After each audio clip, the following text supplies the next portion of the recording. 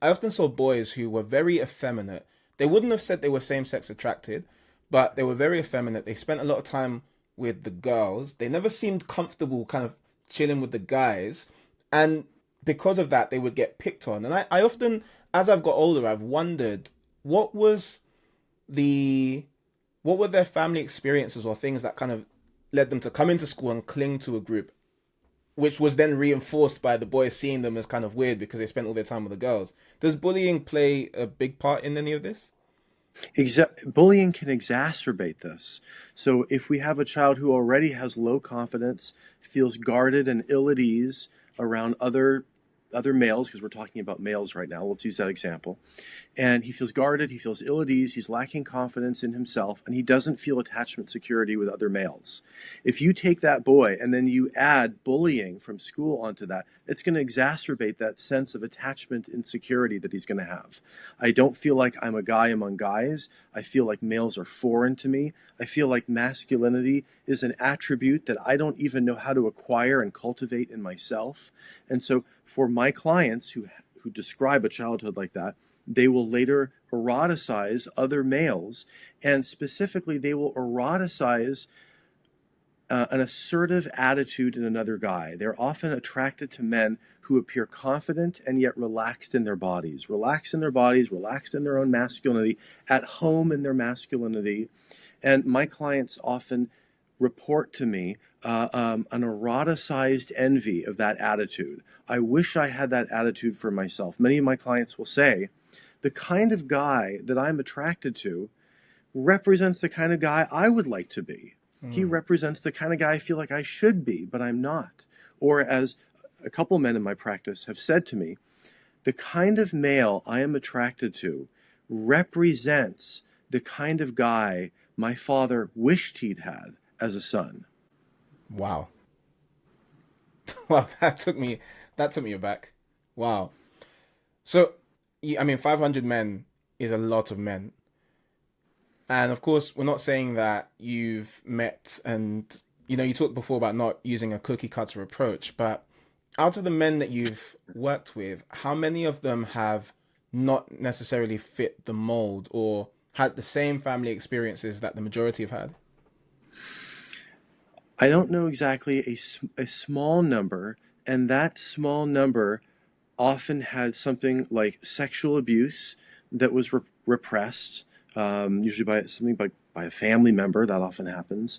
Some of my clients will experience same-sex attractions um, it's like a mode that they go into. They're mostly heterosexual. Some men have nicknamed this heteroflexible. I'm mostly attracted to women, and then every once in a while, I'll get one of these apps, and I just go act out with a guy. And then it's like, I don't want a relationship with this guy. I don't picture myself sitting down over a candlelit dinner holding hands with this guy. I'm not interested in that. It's like a hookup. It's like a thing I get out of my system, and then I go back to my everyday life. And for many of my clients, for example, the last man I worked with yesterday, my final client, that was him. He has heterosexual attractions, but every once in a while he will act out in a very compulsive way. But he was saying to me, "I have no desire for a relationship with these men. I'm not interested in that." But for this particular man I was working with, when he feels very unlikable, when he feels very inadequate, he will, in a kind of spontaneous, compulsive way, go online and act out with a guy who he feels represents what he wants to be, but he is not. And he has sexualized that affection and approval from another man. Mm. So in That, that case, this is a great illustration that sexuality can be a state and not a trait. So John Money, we were talking about earlier, he talked about sexual orientation, which assumes that this is who you are, this is how you'll always be, this is a stable construct that cannot change, and it's ontologically based. Well, there's many examples of people who see sexuality as changing. In fact, public opinion polls are really shifting against the sexual orientation concept that John Money proposed. And more young people are saying, I see my sexuality as flexible. I see it as fluid. We're breaking down this idea that if I have same-sex attractions, I'm always going to be this way. And so mm. it's interesting how generations are starting to shift and move away from the orientation model. Yeah, and I mean, I spoke to my wife about this a couple of days ago about things like when people go to pornography or when people have sex with one night stands and stuff. That often we think it's just like, oh, that person is really attractive. I want to get my hands on her. But actually, more often than not, there's some type of emotional need that the person is just trying to fulfill for themselves. So maybe pornography might help someone feel strong because you've got people performing for you, or because you feel the secrecy or the kind of excitement, the danger, or something along those lines. Or maybe I know, for example, in my before I was a Christian, one of the reasons that I wanted to be sexually active before I was sexually active is because I wanted to be able to tell my friends stories.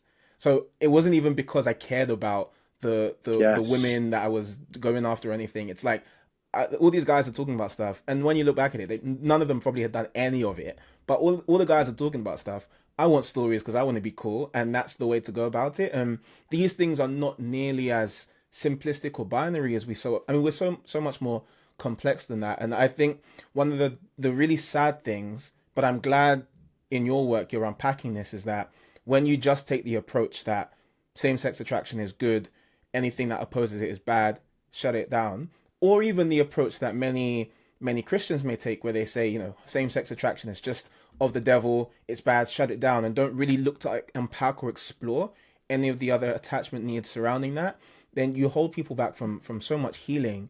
And on the topic of healing, how many people have you seen come to your clinic, or how many clients have you worked with who didn't have, and here I'm being quite specific in my wording, people who would have said, I could not even imagine being attracted to a woman.